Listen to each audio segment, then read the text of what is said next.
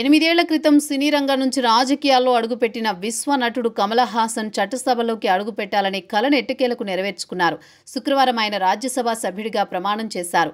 తమిళనాడు నుంచి జూన్లో రాజ్యసభకు ఎన్నికైన కమల్ హాసన్ తన మాతృభాష తమిళంలో ప్రమాణం చేశారు. తమిళనాడులో ద్రావిడేతర రాజకీయాల కోసం సొంత పార్టీని స్థాపించిన కమల్ గత పార్లమెంట్ ఎన్నికల్లో అధికార డీఎంకే మద్దతు ప్రకటించింది. ఫలితంగా ఆయన రాజ్యసభ సభ్యత్వం కట్టబెట్టారు.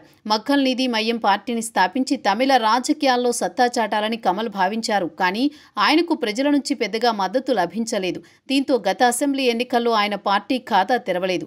అయినప్పటికీ గణనీయ సంఖ్యలో ఓట్లు సాధించింది. దీంతో గత పార్లమెంట్ ఎన్నికల ముందు కమల్ పార్టీని అధికార డీఎంకే పార్టీ తన కూటమిలో చేర్చుకుంది. తమిళనాడులో డీఎంకే, ఏఐడీఎంకే పార్టీలకు ప్రత్యామ్నాయంగా రాజకీయ పార్టీ స్థాపించిన కమల్ పంథాను మార్చుకుని అధికార పార్టీతో రాజీకి వచ్చారు.